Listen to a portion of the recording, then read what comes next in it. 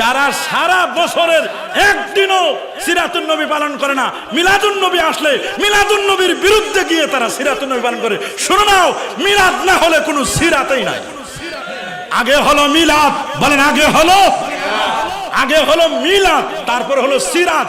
মিলাদ demand, Rabiul আউয়ালের demand, চাহিদা হলো মিলাদ, নবীর জন্ম বৃত্তান্ত আলোচনা করব। সিরাত, ঘুমাতে যাবেন সিরাত, খেতে যাবেন সিরাত, বাথরুমে প্রবেশ করবেন সিরাত। আদর্শ ঠিক কিনা বলেন?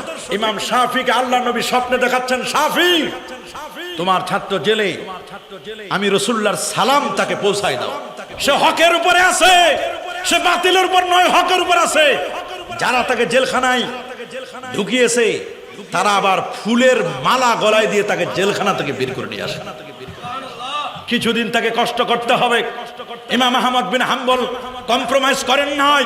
আমরা যারা আহলে হক, হকপন্থী, আমরা যারা মিলাদ করি, কিয়াম করি, ঈদে মিলাদুন নবী সাল্লাল্লাহু আলাইহি ওয়াসাল্লাম উদযাপন করি, আমরা যারা 5 ওয়াক্ত নামাজের পরে হাত তুলে দোয়া মুনাজাত করি, আমরা যারা কবর জিয়ারত করি, আমরা যারা মাযহাব মানি, আমরা যারা আল্লাহর হাবিবের মা এবং বাবাকে জান্নাতি মনে করি, আমরা যারা দাড়ি রাখি, টুপি রাখি, আমরা যারা কদম বুচি করি, আমরা যারা শবে বরাত পালন করি, শবে মেরাজ পালন করি, আমরা যারা আহলে বাইতকে মহব্বত করি, মনে রাখবেন আমরা কখনো বাতিলের সাথে আমরা কখনো আতাত করব? হাত তুলে দেখান, করব? আরো জোরে বলুন, করব? আমাকে কয়েকটি বিষয়ে কথা বলার জন্য বলা হয়েছে।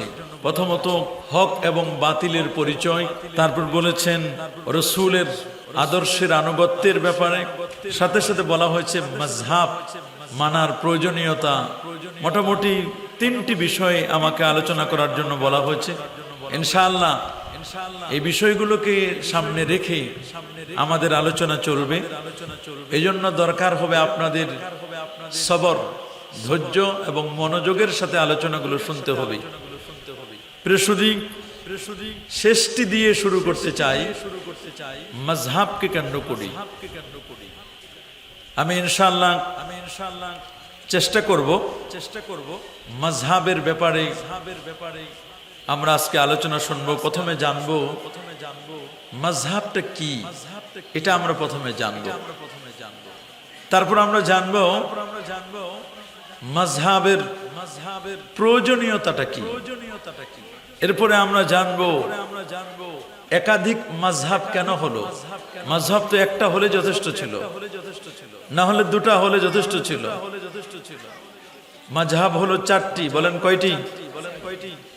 এরপরে আমরা জানবো মাযহাবের উৎপত্তি এবং ক্রমবিকাশ, কিভাবে মাযহাবগুলো আমাদের কাছে আসলো। 4টি মাযহাবে যে খ্যাত হানাফি মাযহাব, শাফি মাযহাব, মালিকি মাযহাব, হাম্বলি মাযহাব, এরা কে প্রতিষ্ঠা করলো এগুলোকে, তাদের কি পরিচয়, এটাও আমরা জানবো।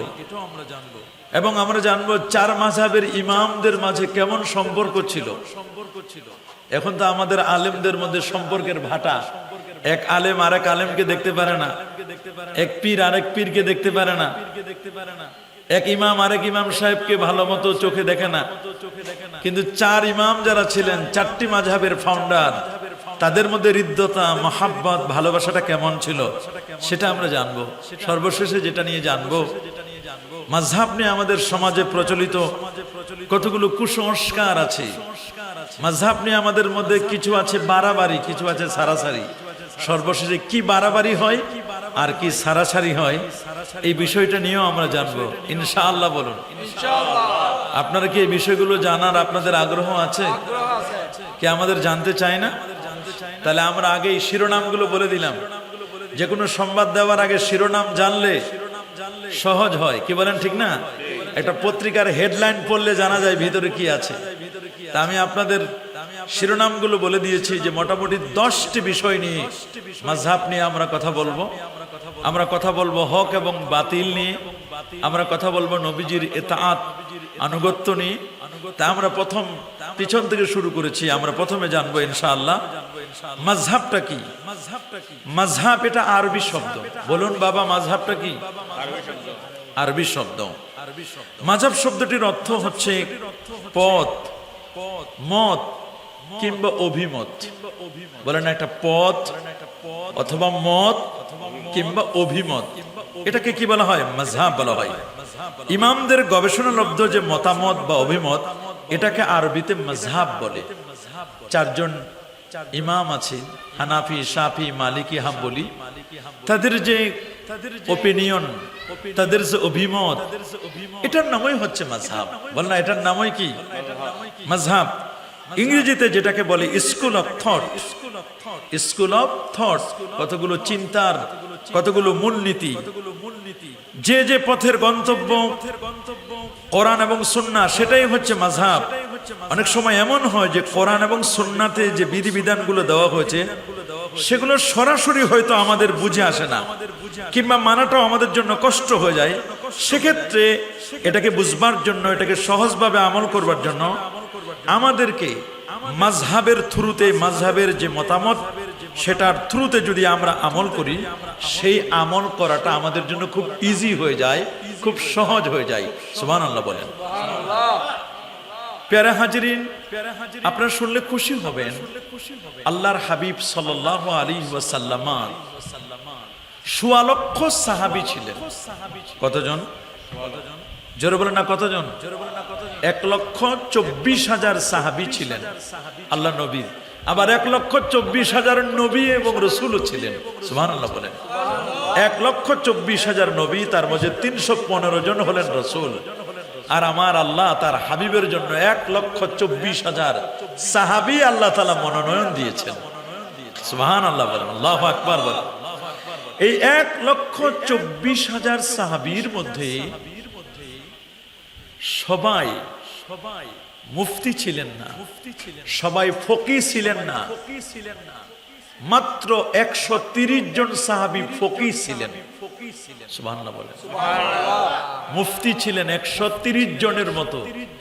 এই ১৩০ জন যেটা গবেষণা করে করে ফতোয়া বের করতেন, এই ১৩০ জনের রায়, ফাতাওয়াটা বাকি ১৬ লক্ষ সাহাবী তারা এগুলো মানতেন। আল্লাহু আকবার বলেন। এই যে ১৩০ জন সাহাবী ফতোয়া দিতেন, এরা আবার সবাই সমানভাবে ফতোয়া দিতেন না। এদের মধ্যে আবার ক্যাটাগরি ছিল, ক্রাইটেরিয়া ছিল। কিছু ছিল মুকসিরুন, বেশি ফতোয়া দিতেন। এদের সংখ্যা মাত্র ১০ জন। কয়জন? ১০ জন। ১০ জনের বেশি ফতোয়া দিতেন না। আবার এই ১০ জনের মধ্যে সবচেয়ে সেরা যিনি, নবীর ১৬ লক্ষ সাহাবীর মধ্যে শ্রেষ্ঠ মুফতি যিনি, তার নামটি হচ্ছে হযরতে আব্দুল্লাহ ইবনে মাসউদ রাদিয়াল্লাহু তাআলা আনহু। আল্লাহু আকবার। উনি ছিলেন সবার সেরা। বলেন না, উনি ছিলেন কি? সবার সেরা ছিলেন। কিছু সাহাবী ছিলেন যারা মধ্যমানের ফতোয়া দিতেন, খুব বেশি না, এদেরকে মুতাওয়াসসিতিন বলা হয়। আবার কিছু কিছু সাহাবী ছিলেন যারা খুব কম ফতোয়া দিতেন, খুব বেশি না, কম। ১৩০ জনের ১০ জন দিতেন বেশি ফতোয়া, ২০ জন দিতেন মধ্যমানের, ২০ আর ১০ ৩০, আর বাকি ১০০ জনেই জীবনে ৩-৪টা ফতোয়া দিয়েছেন, ৫টা ফতোয়া দিয়েছেন, 10টা দিয়েছেন, 15টা দিয়েছেন, এর চেয়ে বেশি ফতোয়া দেন নাই। এই ১৩০ জন সাহাবী ফতোয়া দিতেন। সুবহানাল্লাহ বলেন। আর বাকি সবাই এটাকে কি করতেন? মানতেন।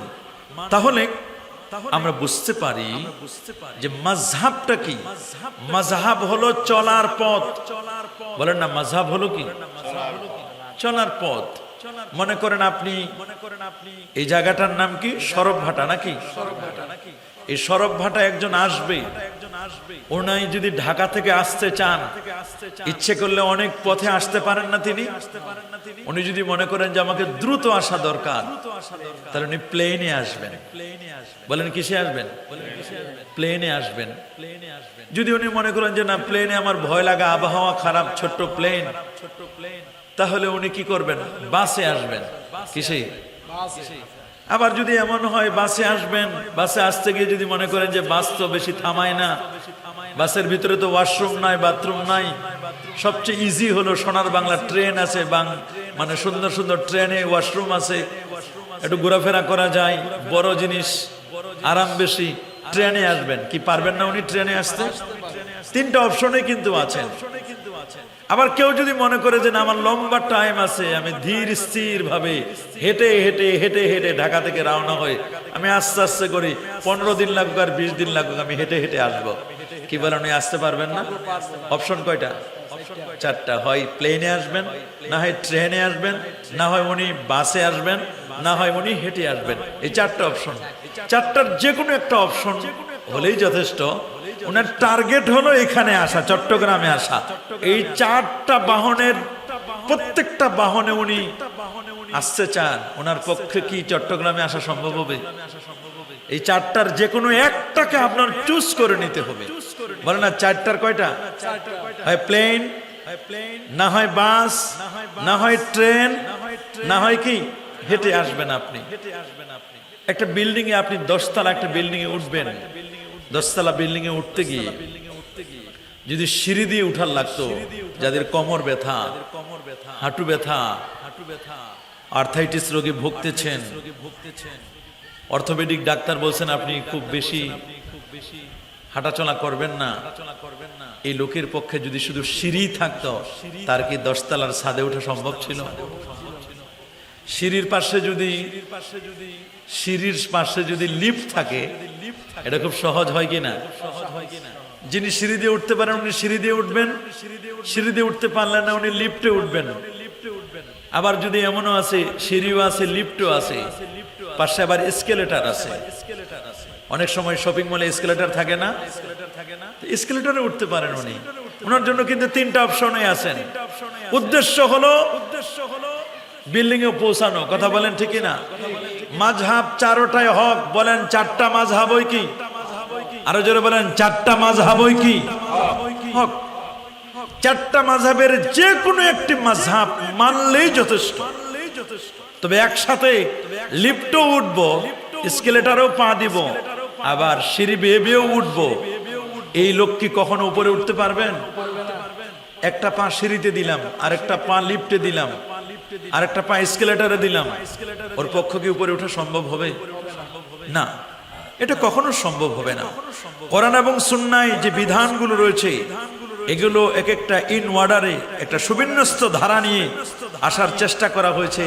এই মাযহাবের বেসিকলি কোরআন এবং হাদিসের সবচেয়ে বিশুদ্ধ ব্যাখ্যাই হচ্ছে মাযহাবের ইমামদের সংকলিত ফিকহে ইসলামী। সুবহানাল্লাহ বলেন। কোরআন এবং সুন্নাহ থেকে, কোরআন এবং সুন্নাহ থেকে যারা সুন্দর করে মাসআলাগুলো খুঁজে খুঁজে তন্ন তন্ন করে বের করে দিয়েছেন, এই কাজটা যারা করেছেন তারাই হচ্ছেন মাযহাবের ইমামগণ। সুবহানাল্লাহ বলেন। মনে করেন আপনি এই সরব ভাটা আসবেন, আপনি চিনেন না, তা আমার নিয়ম হলো সরব ভাটা আসার আগে আমাকে প্রথমে ওই রাস্তার মাথায় যে মূল জায়গাটা, কি নাম এটা? গোডাউন ব্রিজ না? তা আমাকে জিজ্ঞেস করতে হবে, ভাই আগে আমি গোডাউন যেতে হবে, গোডাউন থেকে তারপর আমাকে ডানে আসতে হবে, আবার নিচে নামতে হবে। এই রাস্তাগুলো যে একজন মানুষ দেখাই দিল, আমি চিনতাম না, ঢাকা থেকে এসেছি। আচ্ছা, এই মানুষটা যে আমাকে দেখাই দিল, এই লোকটা কি কোনো অন্যায় করেছে? বলেন, অন্যায় করেছে? তো কোরআন এবং হাদিস এগুলো আমরা পড়তে পারি না, অনেকেই পারি। যারা পড়তে পারেন না, পড়ার পর এরপর অনুবাদ করা, এরপর এখান থেকে মাসলা মাসাইল গুলো, খুঁটিনাটি বিষয়গুলো বের করা, এটা বড় কঠিন না বাবা? সবার পক্ষে কি সম্ভব? অনেক আলেমদের পক্ষেও তো সম্ভব না। তারপর যদি জের জবর পেশ হরকত উঠাই দেওয়া হয়, এটা তো আরো কঠিন। বুখারী শরীফ এক লাইন বুখারী জের জবর পেশ উঠাই দিলে, নোক্তা উঠাই দিলে পড়তে পারবো আমরা? পড়তে পারবো না আমরা। তাহলে সেখান থেকে পড়া, অনুবাদ করা, মাসআলা বুঝা, এটা তো বড় কঠিন। আমরা তো এগুলো পারতাম না। তা আমাদের যে ইমামরা, 4 ইমাম, হানাফি, শাফি, মালিকি, হাম্বলি, 4 জন বড় বড় হাস্তি ইমাম, তারা কোরআন হাদিস ঘেটে ঘেটে ঘেটে 4 জনে বছরের পর বছর চেষ্টা করে, কোশিশ করে, সাধনা করে মাসলা মাসাইল গুলো বের করেছেন। তাহলে এটা কি আমাদের সুবিধা করছেন নাকি অসুবিধা করছেন? বলেন কি করছেন? যেমন 4 মাযহাবের একজন ইমাম, ইমামুন আল আজম আবু হানিফা নুমান ইবনে সাবিত রাদিয়াল্লাহু তাআলা আনহু, উনি কত বড় পণ্ডিত ছিলেন। দেখুন, উনি 80 হিজরিতে জন্মগ্রহণ করেছিলেন। সুবহানাল্লাহ বলেন, আরো জোরে বলেন। কত হিজরিতে জন্ম ওনার? 80 হিজরিতে জন্ম, 150 হিজরিতে তার ইন্তেকাল। তা এখানের 20 বছর আর ওখানের 50 আর 20 মোট কত? 70 বছর তিনি হায়াত পেয়েছিলেন। সুবহানাল্লাহ বলেন। কত বছর? 70 বছর। আল্লাহর নবী একটি হাদিসের মধ্যে বলেছেন, সহিহুল বুখারীতে আসছে, কিতাবুত তাফসীর সূরাতুল জুমআ, সহিহ মুসলিমেও হাদিসটি এসেছে, জামে তিরমিজিতেও এসেছে হাদিসটি। আল্লাহ নবী বলেন, লাউ কানাল ঈমানু, অন্য বর্ণনা আসে লাউ কানাদ দীনু ওয়াল ইলমু, ইলম, জ্ঞান, নলেজ, দ্বীন, ঈমান, এগুলো যদি সুরাইয়া নক্ষত্রও থাকে। সুবহানাল্লাহ বলেন। সুরাইয়া নক্ষত্রটা কোথায়? সুরাইয়া নক্ষত্র হলো পৃথিবী, আমরা যেখানে বসা, এটার নাম পৃথিবী। কি নাম? এটা চট্টগ্রাম বিভাগের জেলার, এটা আমরা রাঙ্গুনিয়া থানার এটা অন্তর্ভুক্ত সরবভাটা। এটা কি ইউনিয়ন না গ্রাম? ইউনিয়ন। এই সরবভাটা ইউনিয়নে আমরা এখানে বসা আছি।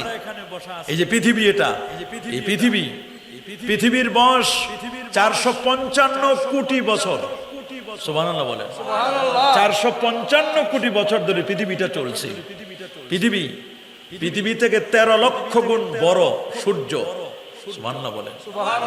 9 কোটি 30 লক্ষ মাইল, দ্যাট মিন্স 15 কোটি কিলোমিটার দূরে হলো সূর্যটা। আল্লাহু আকবার বলেন। সূর্য থেকে 33 কোটি গুণ বড় একটা তারকা, তার নাম বেটলজিয়াস স্টার, বেটলজিয়াস তারকা। বেটলজিয়াস তারকা থেকে 45 কোটি গুণ বড় একটা তারকা YX স্কুটি। এই তারকা থেকে আরো বড় galaxy, Milky Way, nova, supernova, Proxima Centauri, Andromeda galaxy, তার চেয়ে আরো বড় প্রথম আকাশ, এর চেয়ে দ্বিতীয় আকাশ, তৃতীয় আকাশ, চতুর্থ, পঞ্চম, ষষ্ঠ, সপ্তম আকাশ, সপ্তম আকাশের পরে সিদরাতুল মুনতাহা, সপ্তম আকাশের পরে সিদরাতুল মুনতাহার আগে যে তারকাটা দেখা যায়, একটা তারকা, ওই তারকাটার নাম সুরাইয়া তারকা। আল্লাহু আকবার বলেন। অনেক দূরে আল্লাহ কসম করেছেন এই কোরআন মাজিদের, ওয়ান নাজমি ইদা হাওয়া মা দাল্লা সাহিবুকুম ওয়া মা গাওয়া। নজম তারকা রাজির নামে আল্লাহ কোরআনে সূরা দিয়েছেন। সুবহানাল্লাহ বলেন। আল্লাহু আকবার বলেন। কোরআন মাজিদে তারকা রাজির নামে সূরা আছে না নাই? সূরাতুন নজম। আবার কোরআন মাজিদে চাঁদের নামে একটা সূরা আছে, সূরাতুল কামার। সুবহানাল্লাহ বলেন। ইকতারাবাতিস সাআহ ওয়ানশাক্কাল কামার। ইকতারাবাতিস সাআহ, কিয়ামত সন্নিকটে। ওয়ানশাক্কাল কামার, চন্দ্র দ্বিখণ্ডিতর বিষয়। আমার নবী হাতের ইশারায় চাঁদকে দ্বিখণ্ডিত করেছিলেন। সাতি সাজার নাতাকাল হাজার শুক্কাল কামার বিইশারাতিহি। চাঁদের নামেও কি সূরা আছে না নাই? আমার নবী যখন দোলনায়, নবী যখন আঙ্গুল ইশারা করেন, নবী মুস্কি হাসি দিলে চাঁদও হাসে। আল্লাহু আকবার। নবী যখন আঙ্গুলগুলো ঘোরায়, চাঁদও নবীর সাথে, আঙ্গুলের সাথে, নবীর আঙ্গুল মোবারকের সাথে চাঁদও ঘুরে। চাঁদ নবীর সাথে খেলা করে। সুবহানাল্লাহ বলেন। আল্লাহু আকবার বলেন। আমার কোরআনে সূর্যের নামেও সূরা আছে, সূরাতুশ শামস। ওয়াশ-শামসি ওয়া দুহাহা ওয়াল কমারি ইযা তালাহা ওয়ান নাহারি ইযা জাল্লাহা ওয়াল লাইলি ইযা ইয়াগশাহা ওয়াস সামাই ওয়া মা বানাহা। আমার কোরআনে সূর্যের নামে যেমন সূরা আছে, চাঁদের নামেও তেমন সূরা। এ বাবা, শুধু চন্দ্র আর সূর্য নয়, বরং তারকারাজির নামে সূরা। কেমন যেন মহাকাশের মধ্যে সূর্যটা হলো সভাপতি, চন্দ্র হলো সহসভাপতি, কোটি কোটি তারকারাজি আছে, এগুলো সবাই সংসদ সদস্য। আর ইন্নী রাআইতু আহাদা আশারা কাওকাবা, 11টি যে নক্ষত্র আছে, এই 11টি নক্ষত্র এগুলো হচ্ছে ক্যাবিনেট মিনিস্টার, এরা মন্ত্রীর মর্যাদায়, এরা উপদেষ্টা। সুবহানাল্লাহ বলেন। সপ্তম আকাশে সুরাইয়া নক্ষত্রে রাসূল বলেছেন, ওই 7 আকাশের উপরে সুরাইয়া নক্ষত্রেও যদি ইলম থাকে, জ্ঞান থাকে, নলেজ থাকে, সেটিকে ছিনিয়ে এনে যিনি মানুষের মাঝে বিতরণ করবেন, তিনি অন্য কেউ নয়, তিনি পারস্য উদ্ভূত সালমান ফার্সির বংশে জন্মগ্রহণ করা ছেলেটি। আল্লামা সুয়ুতি বলেন 911 হিজরিতে যার ইন্তেকাল, নবম শতাব্দীর মুজাদ্দিদ, 2 লক্ষ হাদিস যার বা সনদ সহ মুখস্থ ছিল। 75 বার যিনি আমার রসুলকে জাগ্রত অবস্থায় দেখেছেন, 75 বার যিনি জাগ্রত অবস্থায় দেখেছেন, 2 লক্ষ হাদিস যার সনদ সহ মুখস্থ। আল্লাহু আকবার। আল্লামা সুয়ুতি 75 বার রসুলরে দেখলেন। নবম শতাব্দীর মুজাদ্দিদ, প্রায় 1500-এর উপর কিতাব লিখেছেন। আল্লাহু আকবার বলেন। যিনি মিশর সুয়ুত অঞ্চল থেকে মাত্র 27 কদমে, মিশর থেকে 27 বার পা রেখেছেন, মদিনা মুনাওয়ারায় চলে গেছেন। আল্লাহু আকবার বলেন। আল্লামা সুয়ুতি বলেন, এই হাদিসের মিসদাক, এই হাদিস দ্বারা বুঝাবে মূলত অন্য কেউ নয়, তিনি হলেন ইমামুল আজম আবু হানিফা নুমান ইবনে সাবিত রাদিয়াল্লাহু তাআলা। সুবহানাল্লাহ বলেন। যিনি 1 নয় 2 নয়, প্রায় 14 জন সাহাবীর সাক্ষাৎ পেয়েছিলেন। কতজন? আরো জোরে বলেন, কতজন? 14 জন সাহাবীর সাক্ষাৎ পেলেন। 4 জন সাহাবী থেকে সরাসরি হাদিস বর্ণনা করেছেন। কয়জন? 4 জন সাহাবী থেকে হাদিস বর্ণনা করেছেন। রে বাবা, যিনি সাহাবীকে দেখেন ইমানের সাথে এবং ইমানের সাথে মৃত্যুবরণ করেন, তাকেই বলা হয় তাবিঈ। কি বলে? জোরে বলুন, কি বলে? যিনি রাসূলুল্লাহকে ইমানের সাথে দেখেন, ইমানের উপর মৃত্যুবরণ করেন, উনাকে বলা হয় সাহাবী। কি বলা হয়? জামে তিরমিজির হাদিস, আমার রাসূল বলেছেন, লা তামাসসুন নার ওয়া আবাদা, ওই লোকটিকে কখনো জাহান্নামের আগুন স্পর্শ করবে না, টাচ করবে না। মান রাআনি, যেই মানুষটি, যে সোনার মানুষটি আমি রাসূলুল্লাহকে দেখলো, সুবহানাল্লাহ, ওকে জাহান্নামের আগুন স্পর্শ করবে না। ওয়া রাআ মান রাআনি, আর আমার কোন সাহাবী যে আমাকে দেখেছে, এরকম সাহাবীকে যদি অন্য কেউ দেখে, তাবিঈ, তাকেও জাহান্নামের আগুন স্পর্শ করবে না। উনি তো 14 জন সাহাবী দেখেছেন। 14 জনও যদি না হয়, যারা 4 জনের কথা বলেছেন, 4 জনও যদি হয়, একজন দেখলেও তো উনি তাবিঈ। নবীর কথা হাদিসে মারফু, সাহাবীর কথা হাদিসে মাওকুফ, তাবিঈর কথা হলো হাদিসে মাকতু। সুবহানাল্লাহ বলেন। উনি জাহান্নামের আগুন থেকে মুক্তির কথা বলা হয়েছে। যারা রাসূলুল্লাহর সাহাবীকে দেখেছে, তাকে জাহান্নামের আগুন স্পর্শ করবে না। আল্লাহু আকবার বলেন। যিনি কোরআন এবং সুন্নাহ থেকে 12,70,971টা মাসআলা বের করেছিলেন। 12,70,971টা মাসআলা বের করেছেন ইমামুল আজম আবু হানিফা। 40টা বছর এশা রুজু দিয়ে ফজরের নামাজ পড়েছেন। আল্লাহু আকবার বলেন।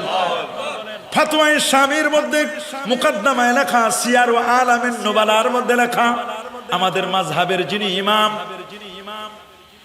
কি নাম তার? ইমামুল আজম আবু হানিফা নুমান ইবনে সাবিত রাদিয়াল্লাহু তাআলা 40টা বছর এশা রুজু দিয়ে ফজর পড়ছে। আমাদের দেশের সালাফি ভাইয়েরা তারা বলেন, উনি কি বিয়ে শাদী করেন নাই? ওনার কি কোনো ঘর সংসার ছিল না? 40টা বছর এশা রুজু দিয়ে ফজর পড়লেন, আর কি দুনিয়ার কোনো কাজ করেন নাই? উনি আমাদের মাযহাবের ইমাম, এজন্য ওনার ব্যাপারে সমালোচনা করেন। এটা কেমন কথা? 40 বছর এশা রুজু দিয়ে ফজর পড়েছেন, এটা কেমন কথা? ওনাকে জিজ্ঞেস করা যায়। আমাদের সালাফি ভাইদেরকে বলবো, হযরত আবু হুরায়রা রাদিয়াল্লাহু তাআলা আনহুর জামাতা সাঈদ ইবনুল মুসাইয়িব রাদিয়াল্লাহু তাআলা আনহু, উনি বিখ্যাত বুখারীর একজন রাবী, বিখ্যাত তাবী। আবু হুরায়রা রাদিয়াল্লাহু তাআলা আনহুর জামাতা, উনি 50 বছর এশা রুজু দিয়ে ফজর পড়ছেন। এবং এটা বলেছে ইবনে তাইমিয়ার ছাত্র ইমামে যাহাবী রাহমাতুল্লাহ আলাইহি, সিয়ার ও আলামিন নুবালা। উনার ব্যাপারে কোনো বক্তব্য নাই, উনি পড়তে পারেন 50 বছর। আর আমাদের মাযহাবের ইমাম আজম আবু হানিফা রাহমাতুল্লাহ আলাইহি 40 বছর এশা রুজু দিয়ে ফজর পড়ছে। ওদের মাথা গরম হয়ে গেছে। উনার কি স্ত্রী ছিল না? উনার কি এই ছিল না, এই ছিল না? উনি কেমনে এই কাজটা করলেন? উনি 40 বছরে এশা রুজু দিয়ে ফজর পড়েছেন। কি করেছেন? রাতে উনি কোরআন এবং হাদিস খুঁজে খুঁজে খুঁজে খুঁজে তন্ন তন্ন করে আমাদের জন্য মাসআলা মাসাইল বের করেছেন। আল্লাহু আকবার বলেন। আচ্ছা বলেন, নামাজের ফরজ আছে না নাই? আরকান আহকাম 13 ফরজ নাই? কথা বলেন, আছে না? উজুর ফরজ আছে না? উজুর সুন্নত আছে না? উজুর মুস্তাহাব আছে না? কি কাজ করলে উজু ভেঙ্গে যায় আছে না? নামাজের ওয়াজিব আছে না? নাই। নামাজের সুন্নত আছে না? মুফসিদাতুস সালাত, নামাজ কি কাজ করলে নামাজ ভেঙ্গে যায়? আচ্ছা আপনারা বলেন, নামাজের ফরজগুলো আরকাম এবং আহকাম, যেগুলো আরকান এবং আহকাম, এগুলো কি কোরআন মাজিদে একসাথে লেখা আছে কোথাও? বলেন বাবা, আছে? হাদিস শরীফে একসাথে লেখা আছে? আছে? নাই। নামাজের ওয়াজিবগুলো, এগুলো কোরআন হাদিসে একসাথে লেখা আছে কোথাও? নাই তো, কোথাও লেখা নাই। সুন্নতগুলো একসাথে লেখা আছে। তো ওনারা কি করলেন? কোরআন হাদিস ঘেটে ঘেটে ঘেটে ঘেটে ঘেটে ফরজ কোনগুলো ওগুলো আলাদা করলেন, ওয়াজিব কোনগুলো এগুলোকে সবগুলো খুঁজে বের করে এক জায়গায় করলেন, সুন্নতগুলো আলাদা করলেন, মুস্তাহাবগুলো আলাদা করলেন। কি কাজ করলে নামাজ ভেঙ্গে যাবে এগুলোকে আলাদা করে সুন্দর করে একটা জায়গায় সাজালেন। এটার নাম ফিকহ। বলেন এটার নাম কি? আমরা ফিকহের কিতাবগুলো পড়লে বুঝি নামাজের ফরজ কয়টা, ওয়াজিব কয়টা, সুন্নত কয়টা, মুস্তাহাব কয়টা, কি কারণে উজু ভেঙ্গে যায়, নাওয়াকিজুল উজু, কি কারণে নামাজ ভেঙ্গে যায়, কি কারণে রোজা ভেঙ্গে যায়, রোজার সুন্নত কয়টা আছে না? তারাবির নামাজের সুন্নত, এটা তো সুন্নত, এটার আবার কি নিয়ম কানুন আছে। এই বিষয়গুলো যারা খুঁটিনাটিগুলো কোরআন এবং হাদিস থেকে খুঁজে খুঁজে বের করেছেন, এরা কেউ হয় হানাফি, না হয় কেউ মালিকি, না হয় কেউ শাফি, না হয় কেউ হাম্বলি। সুবহানাল্লাহ বলেন, আল্লাহু আকবার বলেন। পুরো কোরআন চষে হাদিস ঘেটে মাসআলা আপনি আমি বের করতে পারবো? বলেন আমরা বের করতে পারবো? নামাজের এতটি, সালাতের এতটি ফরজ রয়েছে, এতটি ওয়াজিব রয়েছে, এতটি সুন্নত রয়েছে, এগুলোকে খুঁটিনাটি মাসলা মাসাইল কোরআন হাদিস থেকে যারা বের করেছেন, ইমাম আজম আবু হানিফা উনি জেনাতেন ব্যক্তি নয়, 100 বার আমার আল্লাহকে স্বপ্নে দেখেছিলেন। আর আল্লাহু আকবার, কতবার বাবা? 100 বার। ইন্নাহু রাআ রাব্বাহু আযজা ওয়া জাল্লা মিআতা মাররা ফিল মানাম। স্বপ্নে, স্বপ্নের কথাটা আবার অনেকে হাইড করে, স্কিপ করে চলে যায়।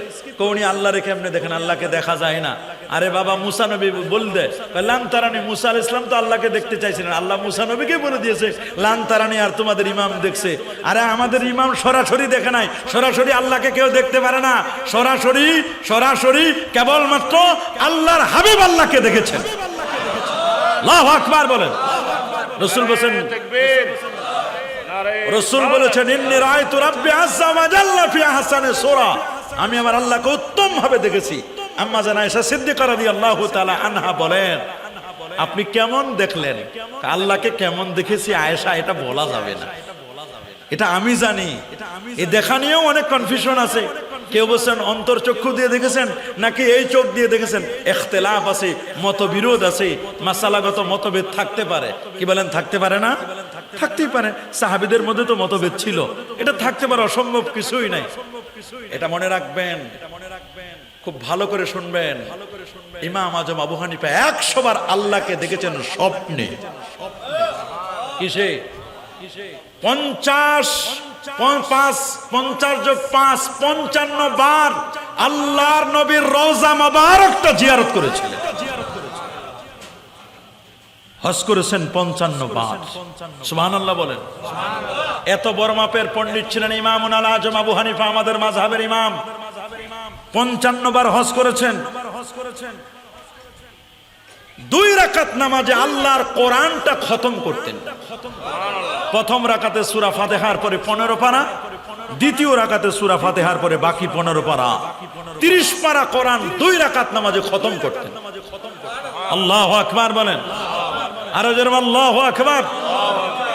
আপনি চিন্তা করেন, আমরা এমন একজন ইমামকে মাযহাবের ইমাম হিসাবে আমরা একজনকে মানি, উনি আমাদের মাযহাবের ইমাম, এত বড় পণ্ডিত ছিলেন, 700 তাবিঈ থেকে জ্ঞান লাভ করেছেন। আল্লাহু আকবার বলেন। এ বাবা, রমজান কারিমে 62 খতম কোরআন মাজিদ তিনি তেলাওয়াত করতেন। আমাদের মাযহাবের যিনি ইমাম, এতে একজন ইমামের কথা বললাম। আসেন ইমাম মালিক রাহমাতুল্লাহ আলাইহি সমসাময়িক ছিলেন। চারটা মাযহাবের ইমামরা কারা কেমন ছিলেন? মালিকি মাযহাবের ইমাম মালিক রাহমাতুল্লাহ উনি ছিলেন ইমামুদ দারিল হিজরা। সুবহানাল্লাহ বলেন, আল্লাহু আকবার বলেন।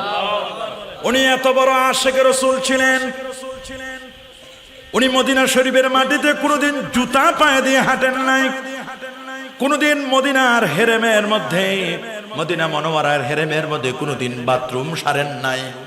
বাথরুমের যখন চাপ ধরেছে, ইস্তেঞ্জার প্রয়োজন হয়েছে, হেরেম শরীফ থেকে বের হয়ে এক পা হেরেমের ভিতরে আরেক পা বাহিরে রেখে বাথরুম করে পাক সাফ হয়ে তিনি তারপর মদিনা মনোয়ারায় ঢুকেছেন। তিনি আল্লাহর হাবিবের মদিনা মনোয়ারায় কোনোদিন দোতলা বিল্ডিং এ তিনি উঠেন নাই। ওরে আমার রাসূল নিচে থাকবেন আর আমি উপরে উঠবো, এত বড় বেয়াদবি আমি করতে চাই না। দোতলা বিল্ডিং এ উঠেন নাই। নবীর মদিনা শরীফ ছেড়ে তিনি অন্য কোথাও যান নাই। একবার মাত্র হজ করে দ্বিতীয়বার আর হজ করতে তিনি যান নাই। বলে না জানি আমার মক্কায় হজ করতে গিয়ে মক্কা শরীফে যদি আমার মৃত্যু হয়, আমার বড় আশা মদিনায় আমার ইন্তেকাল হবে। আমার রাসূল বলেন যে ব্যক্তি মদিনা শরীফে মরতে চায় সেই জন্য মদিনা শরীফে মরে, ওনার ইচ্ছা জান্নাতুল বাকিতে তার দাফন হবে। আল্লাহু আকবার। আল্লাহ রাব্বুল আলামিন তার মনের ইচ্ছা কবুল করেছেন। প্রতি বছর গেলে আমরা ইমাম মালিকের কবর জিয়ারত করি। ওর পাশে শোয়া হলো ওনার ওস্তাদ ইমাম নাফি আল মাদিনীর কবর, পাশে শোয়া আল্লাহর হাবিবের কলিজার টুকরা সন্তান ইব্রাহিম রাদিয়াল্লাহু তাআলা নূর মাজারটা শোয়া। আর একটু পিছনে আসলে দেখা যায় ওইখানে আম্মা জান আয়েশা রাদিয়াল্লাহু তাআলা আনহার মাজারটা। আর ডান পাশে গেলে দেখা যায় আল্লাহ নবী যার কবরে নেমেছিলেন আলী রাদিয়াল্লাহু তাআলা আনহুর আম্মা জান, নবীর চাচি আম্মা ফাতিমা বিনতে আসাদ। আল্লাহু আকবার বলেন। আল্লাহর নবী, নূর নবী, দয়ার নবী, মায়ার নবী, সেই দয়ার নবী মায়ার নবী তার হাদিস মোবারক গুলো ইমাম মালিককে যখন জিজ্ঞেস করা হতো, ওগো ইমাম মালিক আমি আপনার কাছ থেকে ফিকহ শিখতে চাই, যদি কেউ বলতো আমি ফিকহ শিখতে চাই তাহলে তিনি সাথে সাথে ফিকহ মাসালাগুলো বলে দিতেন। কিন্তু কেউ যদি বলতো হুজুর আমি রাসূলুল্লাহর হাদিস মোবারকা শুনতে চাই, আমি আল্লাহর হাবিবের জবান মোবারকের মুখ নিঃসৃত বাণীগুলো শুনতে চাই, তিনি তখন খাদেমদেরকে বলতেন খাদেমরা শুনে নাও, আমার জন্য সুন্দর করে তোমরা বিছানা রেডি করো, উঁচু জায়গা তৈরি করো, আসন পাতো। তিনি সুন্দর করে গোসল করতেন, গোসল করে এসে সুন্দর করে গোসল করতেন, গোসল করে একটা সুন্দর উঁচু একটা জায়গা নিতেন, আতর সুবাস ছিটানো হতো, নতুন পোশাক পরে এক একটি হাদিস পড়তেন আর আমার নবীজির রোজা মোবারকের দিকে খেয়াল করে করে দরুদ এবং সালাম পেশ করতেন। আল্লাহু আকবার। সেই ইমাম মালিকের লেখা কিতাব হলো মুয়াত্তা। কি নাম? মুয়াত্তা মালিক। সেই ইমাম মালিক রাহমাতুল্লাহ আলাইহি যখন বুখারী শরীফ ছিল না, ইমাম বুখারী তখন আমিরুল মুমিনিন ফিল হাদিস আবু আব্দুল্লাহ মুহাম্মদ ইবনে ইসমাইল ইবনে ইব্রাহিম ইবনে মুগীরা আল বারদিসবা আল জৌফি আল ইয়ামানি আল বুখারী 6 লক্ষ হাদিসের পণ্ডিত। উনি বলেছেন আমি আমার হাদিস লেখার আগে, আমি আমার কিতাবটি লেখার আগে আমি তো প্রথমে মুয়াত্তা মালিক দেখেছি, এগুলো পড়েছি আমার আইডল হিসাবে, আমার জন্য আইকন হিসাবে আমি রেখে দিয়েছিলাম। বুখারী শরীফ লেখার আগে মুয়াত্তা কিতাবটা, বুখারী লেখার আগে ওই যে কিতাবটি ছিল মুয়াত্তা, এটা ইমাম বুখারীর কিতাব লেখার আগের কিতাব। আল্লাহু আকবার। ইমাম আজমের লেখা কিতাব কিতাবুল আসাদ লে ইমাম আজম আবু হানিফা, ইমাম আজম আবু হানিফার লেখা কিতাব এ বাবা কিতাবুল আসাদ।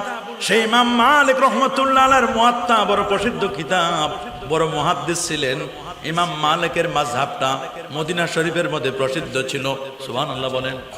দুইজন ইমাম বললাম, 3 নম্বর ইমাম ইমাম শাফি রাহমাতুল্লাহ আলাইহি।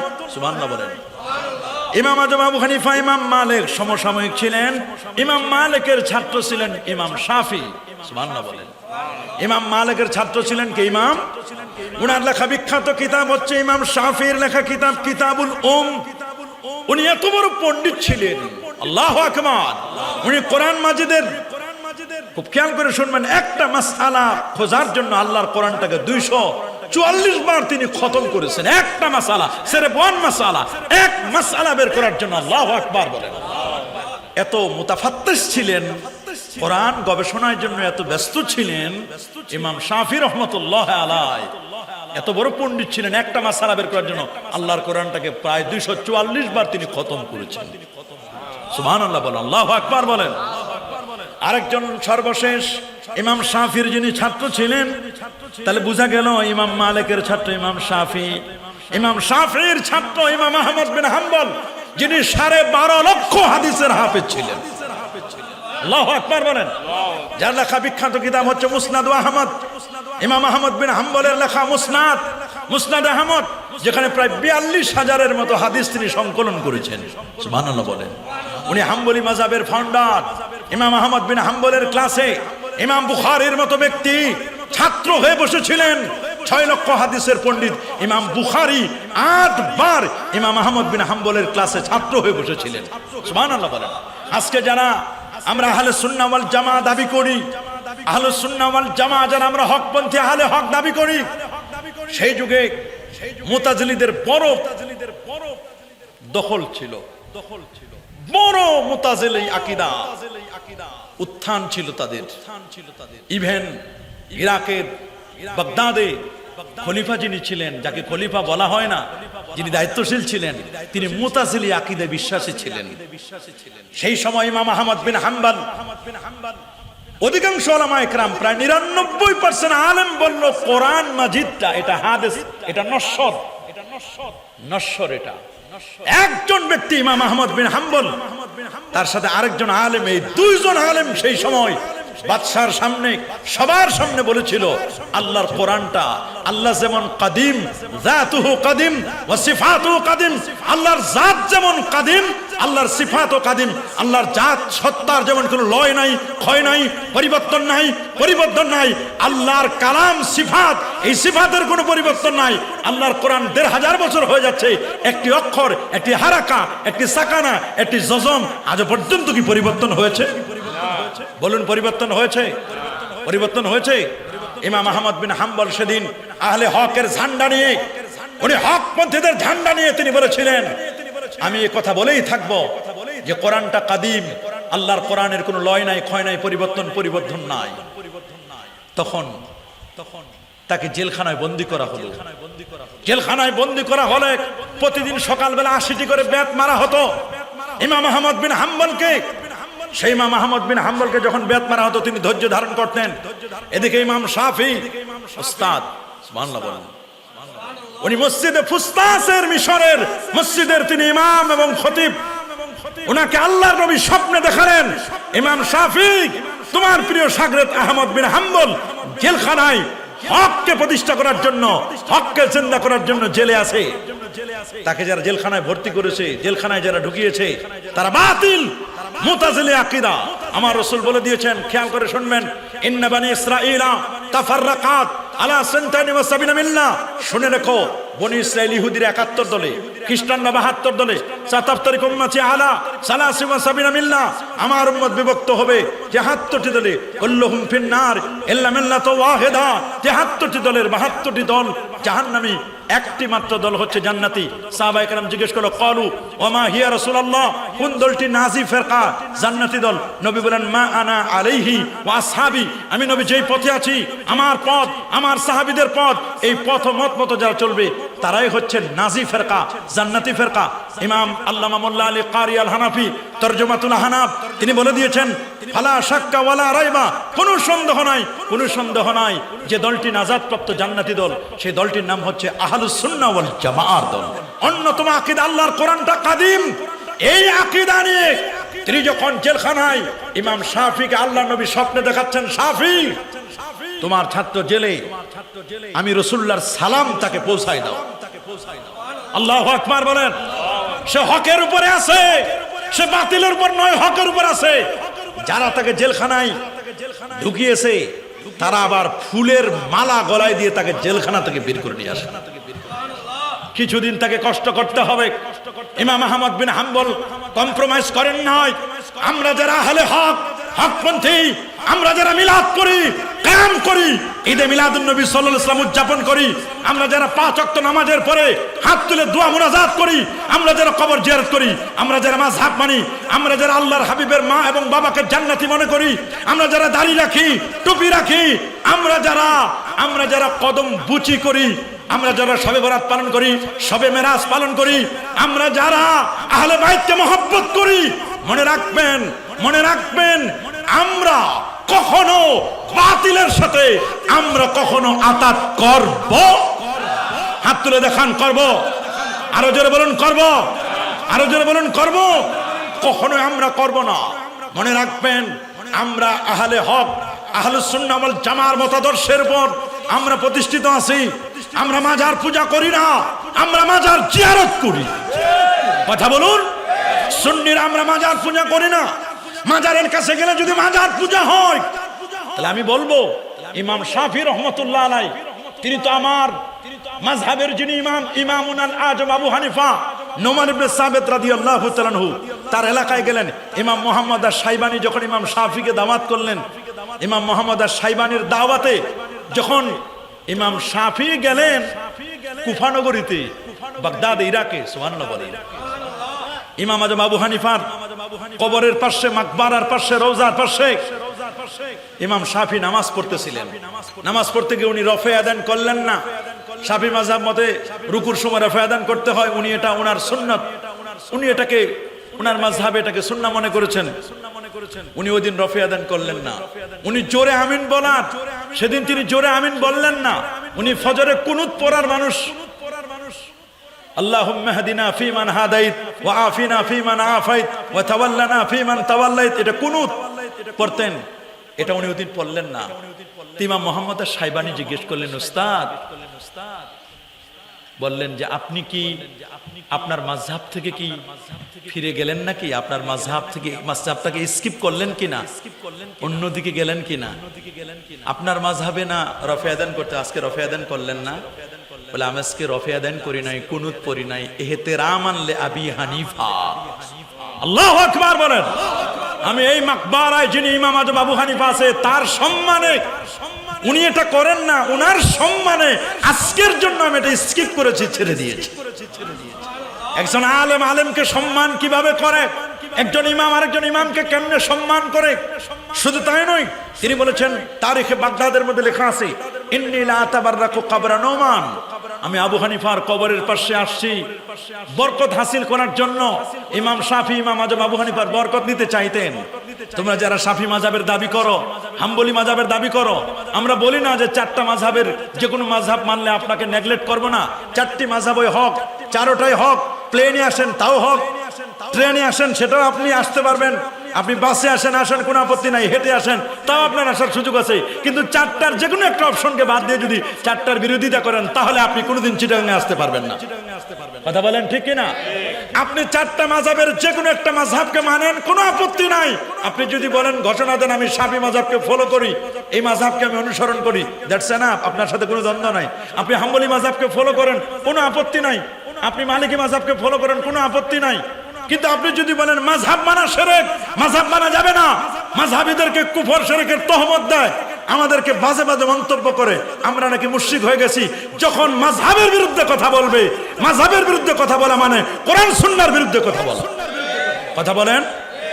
অনেকে আমাদেরকে বলে যে উনারা তো কোনো না কোনো মাযহাব মানতে, উনারা বলুক যে আমরা অমুক মাযহাবটাকে মানি, কিন্তু উনারা তো নিজেদেরকে পরিচয় দেয় লা মাযহাবি। কি পরিচয় দেয়? লা মাযহাবি পরিচয় দেয়। নিজেদেরকে বলে আমরা সালাফি, আসলে সালাফি না, তারা খালাফি, খেলাফ করে সবার। আসলে সালাফি না। 4 মাযহাবের কোন একজন ইমাম তারা কিন্তু এই কথা বলেন নাই, তারা কিন্তু কখনো এই কথা বলেন নাই যে তোমরা আমাদের খেলাফ করবে। বরং উনারা মুস্তাহিদ ছিলেন, মুজতাহিদ।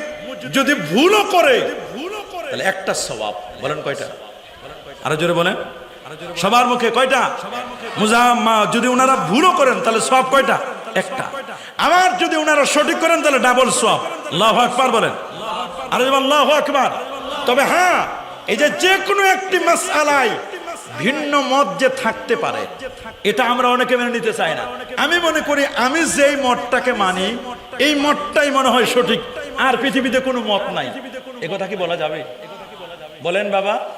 এখন আপনারা চিটাঙ্গের মানুষ যদি মনে করেন আমরাই শুধু সুন্নি, পৃথিবীতে আর কেউ সুন্নি নাই, তাহলে আপনাকে বলবো তাহলে আপনি আরো কিছু সুন্নি এলাকায় যান। কথা বলেন। আমাদের মধ্যে অনেকের ধারণা হয়ে গেছে যে আমরা চট্টগ্রামে যারা আছি আমরাই মনে হয় সবাই সুন্নি। আপনি একটু বরিশাল সারসিনা শরীফ যান, আরো যে দরবারগুলো আছে যান, সোনাকান্দা দারুল হুদা দরবার শরীফ যান, এরকম দরবারগুলো আছে না? বানিয়াপাড়া যান, ফুরফুরা শরীফ যান, ফুলতলি যান, এরকম দরবারগুলো আছে। হ্যাঁ, কোন জায়গা আমলের ত্রুটি থাকতে পারে, কিন্তু আকীদাগত দিক থেকে এরা আহলুস সুন্নাহ ওয়াল জামাআহ। আল্লাহু আকবার বলেন। অথবা আপনারা একটা ক্রাইটেরিয়ায় চলেন। আর আপনি যদি মনে করেন পুরো বাংলাদেশ মানে চট্টগ্রাম, তা না, চট্টগ্রামের বাইরেও তো আরো বিভাগগুলো আছে। কি বলে, আছে কিনা? আপনি শুনলে অবাক হবেন, প্যারা নবী রাসূল কারীম সাল্লাল্লাহু আলাইহি ওয়াসাল্লাম যখন আহজাবের যুদ্ধ থেকে ফিরে আসলেন, আহজাব খন্দকের যুদ্ধ পঞ্চম হিজরিতে হলো। আহজাবের যুদ্ধ থেকে, খন্দকের প্রান্ত থেকে মদিনায় ফিরে আসার প্ল্যান করছিলেন। জিবরাইল আলাইহিস সালাতু ওয়াস সালাম এসে বললেন, ইয়া রাসূলুল্লাহ, আপনারা তলোয়ার নামিয়ে ফেলেছেন, আমরা তো নামাইনি। আল্লাহ তাআলা আদেশ দিয়েছেন যে বনু কুরাইজায় অভিযান পরিচালনা করতে হবে। পঞ্চম হিজরিতে আহজাবের যুদ্ধের পরে সাহাবায়ে কেরাম তলোয়ার নামায় ফেলেছেন। জিবরিল আমিন আসলেন। জিবরিল তিনি ওয়ালাহু সিত্তু মিআতি জানা, যার 600 নূরের পাখা, যিনি নবীর কাছে একবার নয় দুবার নয় 24,000 বার এসেছিলেন। সুবহানাল্লাহ বলেন। হুজুর আপনি মদিনায় যাবেন না, ইয়া রাসূলুল্লাহ আপনি মদিনায় যাবেন না, আপনাকেও বনু কুরাইজায় যেতে হবে ডিরেক্টলি। এইখান থেকে আপনি চলে যাবেন বনু কুরাইজায়। আপনি আগে সাহাবায়ে কেরামদেরকে পাঠায় দেন। তো নবীজি একদল সাহাবায়ে কেরামদেরকে বনু কুরাইজায় পাঠায় দিলেন। সুবহানাল্লাহ বলেন। নবীজি বললেন, লা ইউসাল্লি আন্না আহাদুন আল আসরা ইল্লা ফি বানি কুরাইজা। এটা সহিহ বুখারীর হাদিস, 4119 নম্বর হাদিস। সুবহানাল্লাহ বলেন। বনু কুরাইজার দিকে চলে যাবে। তবে নবীজির ভাষ্যটি ছিল এই, শোনো, এমন তোমাদের কেউ নেই যে তোমরা বনু কুরাইজায় না পৌঁছা পর্যন্ত তোমরা কেউ আসরের নামাজ পড়বে না। সুবহানাল্লাহ বলেন। বনু কুরাইজায় না পৌঁছা পর্যন্ত তোমরা কেউ আসরের নামাজ পড়বে। লা ইউসাল্লি আন্না আহাতুল আল আসরা, তোমাদের কেহ যেন আসর না পড়ে ইল্লা ফি বানি কুরাইজা, বনি কুরাইজা না যাওয়া পর্যন্ত, বনু কুরাইজায় না যাওয়া পর্যন্ত আসরের নামাজ পড়বে না। নবীজি এটা বললেন। ইহুদিদের একটা দুর্গ ছিল, বেশ দূরে। ইহুদিদের দুর্গটা মদিনা শরীফ থেকে অনেক দূরে, সেই ইহুদিদের দুর্গ। বনু কুরাইজার মানুষগুলো, তো নবীজি বলেন বনু কুরাইজা নাকি আসর পড়বে না। সাহাবায়ে কেরামের মধ্যে প্রতিমধ্যে দুইটা ভাগ হয়ে গেল, দুইটা দল। কয়টা দল হয়েছে? একদল বলল যে আসরের সময় চলে যাচ্ছে, আসরের ওয়াক্ত হয়ে গেছে, যেহেতু আমরা প্রতিমধ্যে আসরের নামাজ পড়ে ফেলি। সুবহানাল্লাহ বলেন। একদল বলল আমরা কি করি, আসরের নামাজ পড়ে ফেলি, আমরা আসরের ওয়াক্ত হয়ে গেছে। আরেক দল বলল না, আল্লাহ নবী বলেছেন বনু কুরাইজায় না যাওয়া পর্যন্ত তোমরা আসর পড়বে, আমরা যতক্ষণ না বনু কুরাইজা দুর্গে না যাব ততক্ষণ পর্যন্ত আমরা আসরের নামাজ পড়ব না। কয় দল হলো? এতে যদি আমাদের আসর নামাজ ফৌত হয়ে যায়, বাতিল হয়ে যায়, যাক আমরা কাজা করে নেব, কিন্তু রাসূল বলেছেন বনু কুরাইজায় না যাওয়া পর্যন্ত আসর পড়বে। কয় দল হলো? একদল প্রতিমধ্যে নামাজ পড়ে নিল আসরের ওয়াক্তে, আরেক দল বনু কুরাইজায় পৌঁছার পরে আসর পড়ল। কিছুক্ষণ পরে নবীজি আগমন করলেন, আসলেন বনু কুরাইজায়। এই দুটো দল গিয়ে নবী পাক সাল্লাল্লাহু আলাইহি ওয়াসাল্লামের কাছে গেলেন, বললেন হুজুর আমাদের প্রতিমধ্যে একটা ঘটনা ঘটেছে, হুজুর এই ঘটনা ঘটছে, ওরা এই করছে, আমরা এই করেছি। ওরা তো প্রতিমধ্যে নামাজ পড়েছে আর আমরা প্রতিমধ্যে নামাজ পড়ি না, আমরা বনু কুরাইজা এসে নামাজ পড়েছি। আল্লাহ নবী দুজনের কাউকে নেগলেক্ট করেন নাই, দুজনের কাউকে বলেন না যে তোমাদের নামাজটা বাতিল হয়ে গেছে, তোমাদের নামাজটা শেষ হয়ে গেছে, এটা নবীজি বলেন নাই, বরং দুই দলকে নবীজি সাপোর্ট করেছেন। আপনারা কি এটা বলবেন যে নবীজি তাহলে মানে কোনো একটা দলের মনে ভুল হয়েছিল মনে হয়? আচ্ছা, নবীরা কি কখনো ভুলের উপর ফতোয়া দিতে পারে? নবীরা যদি দেখা যায় কেউ ভুল করছে আর নবীরা একটু চুপ করে থাকবেন, এটা হয়? কি বলেন, হয়? এটা কখনো হতে পারে না। তাহলে বোঝা গেল যে কোনো একটি বিষয়ে এরকম বিভিন্ন মত থাকতে পারে কি পারে না? কি বাবা, মত থাকতে পারে কি না? অবশ্যই যে কোনো বিষয়ে মত থাকতে পারে। মাযহাবের কেন দরকার, মাযহাবের কেন প্রয়োজন? মনে রাখবেন মাযহাবটা হলো কেমন, এটা একটা 24 ক্যারেট গোল্ড, একটা স্বর্ণের মতো। সুবহানাল্লাহ বলেন। কত ক্যারেট? 24 ক্যারেট আছে না? 22 ক্যারেট, 21 ক্যারেট আছে না?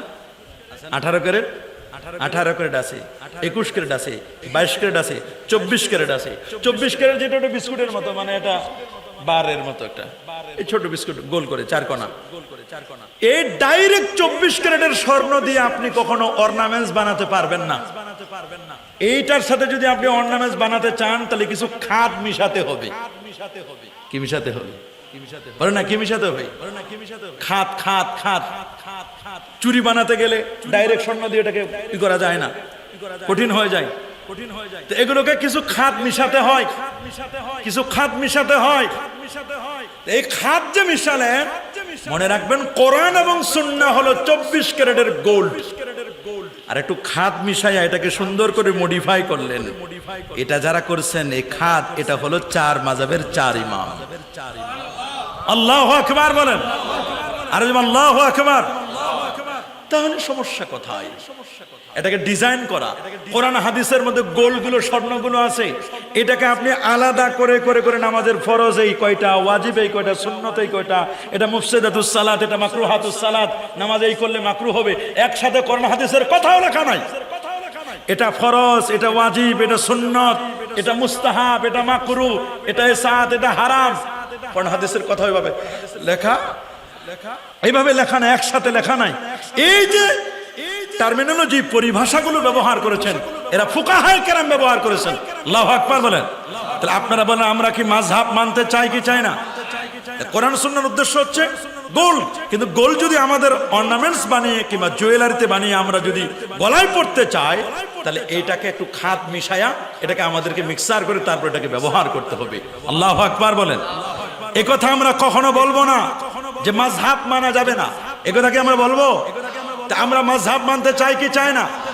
আমরা কি মাযহাবি না লা মাযহাবি? আমরা কি অন্য মাযহাবের ইমামদেরকে কখনো খারাপ বলবো, খারাপ জানবো?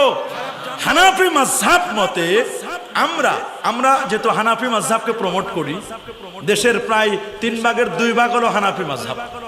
সুবহানাল্লাহ বলেন, আল্লাহু আকবার বলেন। বিশেষ করে বাংলাদেশ, ভারত, পাকিস্তান, এই অঞ্চলগুলো, ইরাক, কুফা, এই অঞ্চলগুলো হানাফি মাযহাব। কোন মাযহাব? হানাফি মাযহাব। বলেন কোন মাযহাব? আবার মিশরটা শাফি মাযহাব। এই যে মাযহাবের বিভিন্ন এরিয়া ভাগ করা আছে এক এক অঞ্চলের মানুষ। আবার সৌদি আরবের অধিকাংশ মানুষ হলো হাম্বলি মাযহাবের, কিছু মালিকি মাযহাবের আছে। সৌদি আরবের অধিকাংশ 95% মানুষ হলো হাম্বলি মাযহাব। কোন মাযহাব? হাম্বলি মাযহাবের। অল্প কিছু আছে মালিকি মাযহাবের, মদিনা শরীফ বা তার আশপাশে এলাকা। তা আমাদের বাংলাদেশের অধিকাংশই হানাফি। 99% মানুষ কোন মাযহাবে? বলে না কোন মাযহাবে?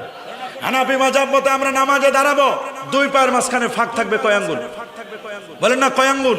4 আঙ্গুল ফাঁক থাকবে। কেউ যদি মোটা সোটা হয় উনি সুবিধা মতো দাঁড়াতে পারবেন, তার জন্য ফ্লেক্সিবিলিটি আছে, সহজতা আছে।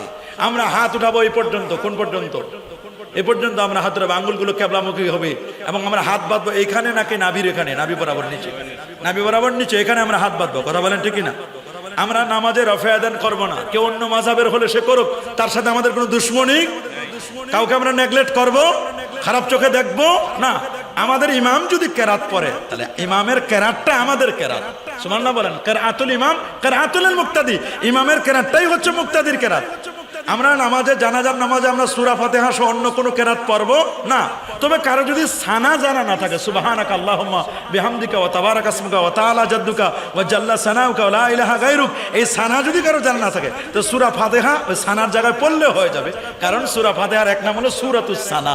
আল্লাহু আকবার বলেন। ইমাম কেরাত পড়লে আমাদের আর কেরাত লাগবে না। কেরাতুল ইমাম কেরাতুল মুক্তাদি। কোরআন বলছে সূরাতুল আরাফের 204 নম্বর আয়াত, ওয়াইজা কুরিয়াল কোরআন ফাসতামিউ লাহু ওয়া আনসিতু লাআল্লাকুম তুরহামুন। নামাজ যখন কেরাত পড়বে গভীর মনোযোগে যদি শুনবে, যদি শুনতে না পাও চুপ করে থাকবে। ফজরে শুনি শুনবো, জোহর আসরে শুনতে পাই না চুপ করে থাকবো, মাগরিব আর এশায় শুনি শুনবো। সুবহানাল্লাহ বলেন। হানাফি মাযহাব মতে কয় রাকাত বাবা?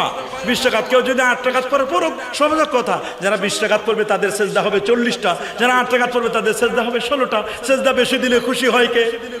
সেজদা কমাইলে খুশি হয় কে? শয়তান। আর শয়তান তো সেজদা না দিয়েই তো শয়তান হয়েছে। সেজদা দিয়ে শয়তান হয়েছে না সেজদা না দিয়ে? তো না দিয়ে ওর মিশন এবং ভীষণ হলো সেজদা না দেওয়া। আমরা কি শয়তানকে খুশি করবো না আল্লাহকে? আমরা একামতে হাইয়া আলাস সালার সময় দাঁড়াবো, আমাদের একামত আলাদা, সৌদি আরবের একামত আলাদা, ওরা অন্য হাম্বলি মাযহাবকে ফলো করে একামত দেয়। ওরা আশহাদু আল্লা ইলাহা ইল্লাল্লাহ একবার বলে, আশহাদু আন্না মুহাম্মাদুর রাসূলুল্লাহ, হাইয়া আলাস সালাহ, হাইয়া আলাল ফালাহ একবার করে বলে। আমাদের বাংলাদেশের কিছু আলেম ওইখানে গেলে আবার ওই রং ধরে, আছে না এরকম? ওইখানে 20-25 দিন থাকার পরে, 40-45 দিন থাকার পরে ওই রং ধরে বাংলাদেশে প্র্যাকটিস করা শুরু করে।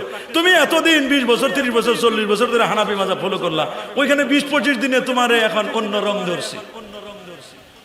অনেকে আছে সুবিধাবাদী, যেখানে যেমন বৃষ্টি পড়ে ওইখানে ওইরকম ছাতা ধরে, আছে না নাই? আমরা কি সুন্নিরা সুবিধাবাদী হব? বলেন আমাদের পরিচয়, আমরা আকীদা আহলে সুন্নাহ ওয়াল জামাত। বলেন আমরা আকীদা আহলে সুন্নাহ ওয়াল জামাত। আমরা মাযহাবে হানাফি। কোন মাযহাব? আমরা তরিকায়ে কাদরিয়া। কি তরিকা? চিশতিয়া, কাদরিয়া, মুজাদ্দিদিয়া, নকশবন্দিয়া। আমরা সিলসিলাগত দিক থেকে, আপনারা এখানে বিভিন্ন সিলসিলার মানুষ আছেন, আপনাদের এখানে প্রসিদ্ধ সিলসিলা কি? কাদেরিয়া তো তরিকা, সিলসিলার কথা বলতেছি আমরা। যেমন আপনারা শ্রীকুটি সিলসিলাকে অনেকে ফলো করেন, আছেন না এরকম? শ্রীকুট আহমদ রেজা খান রহমতুল্লাহ আলাইহি, ওনাকে অনেকে, আলা হযরত ওনাকে অনেকে ফলো করেন। কি বলেন, ঠিক না? আবার আমরা মাসলাকে ফুরফুরা, আমরা ফুসফুররা সারসিনা শরীফ, সারসিনা সিলসিলা ফলো করি। কেউ বা অন্য সিলসিলা ফলো করে, কোনো আপত্তি নাই। কেউ আবার অন্য জৌনপুর সিলসিলা ফলো করে, কোনো আপত্তি নাই। কিন্তু আমাদের মূল গোড়া তো আছে হযরত আলীউল মুরতাদা রাদিয়াল্লাহু তাআলা। সেখান থেকে আমার রসুল থেকে আমার আল্লাহ। আল্লাহু আকবার। সবার টার্গেট আমাদের আল্লাহ এবং তার রসুলকে খুশি করা। কথা বলেন ঠিক কি না? এই যে তরিকতের পীর মাশায়েখ আছেন, এক একজন পীর মাশায়েখের তো এক একটা সিস্টেম আছেন, এক একজন এক এক ভাবে। সবার টার্গেট কিন্তু আমাদের জান্নাত। বলেন না, সবার টার্গেট কি? জান্নাত। সবার টার্গেট হলো আল্লাহ এবং তার রসুলকে সন্তুষ্ট করা। এই জন্য আমি শুধুমাত্র হক আর বাকি যত আছে সব বাতিল, এই কথা বলা কারোর জন্য শোভনীয় নয়। কি বলেন, বাতিল এ কথা বলা যাবে? আর আমি যদি বলি 3 মাযহাবের সব বাতিল, আমি শুধু হক, না, এটা বলা যাবে না। উলামায়ে কেরাম বলেন 4টা মাযহাবই হক। বলেন 4 মাযহাবই কি? বলেন না, 4 মাযহাবই কি? হক। 4 মাযহাব হক।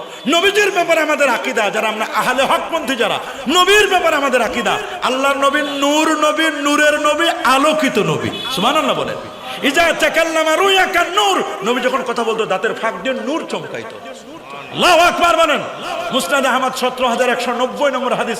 ইরবাদ ইবনে সারিয়া বলেন, আল্লাহর নবীকে আমি বলতে শুনেছি, আল্লাহর হাবিব বলেন, ইন্নী আবুদুল্লাহ, আমি আল্লাহর বান্দা, ওয়া খাতামুন নাবিয়্যিন, আমি সর্বশেষ নবী, লা নাবিয়্যা বাদে, আমার পরে কোনো নবী আসে না, আসবে না। ওয়া ইন্না আদামা লামুনজাদিরুন ফি তিনাতিহি, আমি নবী তখন নবী আদম যখন মাটি আর পানির মধ্যে ঘোরাঘুরি খাচ্ছিল। ইন্নী সাউহাদ্দিসুকুম বিদাওয়াতি আবি ইব্রাহিম, আমি ইব্রাহিম নবীর দোয়ার ফসল। ওয়া বিশারাতু ঈসা নবীর সুসংবাদ। ওয়া রুইয়া উম্মি, আমার মায়ের স্বপ্নের বাস্তব রূপ। আমার মা যখন জন্ম দিল, জন্মের সময় যে নূর বের হয়েছে, আদাআত মিনহু কুসুরা শাম, আমার জন্মের নূরে 2500 দূরের বিল্ডিং গুলো দেখা গেছে। কবি হাসান বিন সাবিত রাদিয়াল্লাহু তাআলা শায়রুর রাসূল বলেন, ওয়া আহসানু মিন কালাম তারাকাত আইনি ওয়া আজমালু মিন কালাম তালিদিন নিসা খুলিকতা মুবাররা মিন কুল্লি আইবিন কান্নাকা কাদ খুলিকতা কামা তাশা। কবি বলেন, ইয়া সাহিবাল জামাল ইয়া সাইয়্যিদাল বাশার মিন ওয়াজহিকাল মুনির লাকাদ নাওয়ারাল কমার লা ইউমকিনু সানাউ কামা কানা হাক্কুহু বাদে আজ খোদা বুজুর্গ তুই কে সা মুখতাসার। আল্লাহু আকবার। এই চোখ কখনো আপনার চেয়ে সুন্দর কাউকে দেখে নাই। নবী কেমনে দেখবে? যখন কথা বলে নবীজির দাঁত মোবারক থেকে নূর চমকায়। আল্লাহু আকবার বলেন। কেমন নূর, কেমন নূর। কদ জাআকুম মিনাল্লাহি নূর, নূর নবী। সেই নবী কি মরে পচে গলে শেষ? আমরা যারা আহলে হকপন্থী, আহলে সুন্নাহ ওয়াল জামাতকে প্রমোট করি, আমাদের আকীদা আল্লাহর নবী তিনি হায়াতুন নবী। বলে আমার নবী কি নবী? জোরে বলেন, কি নবী?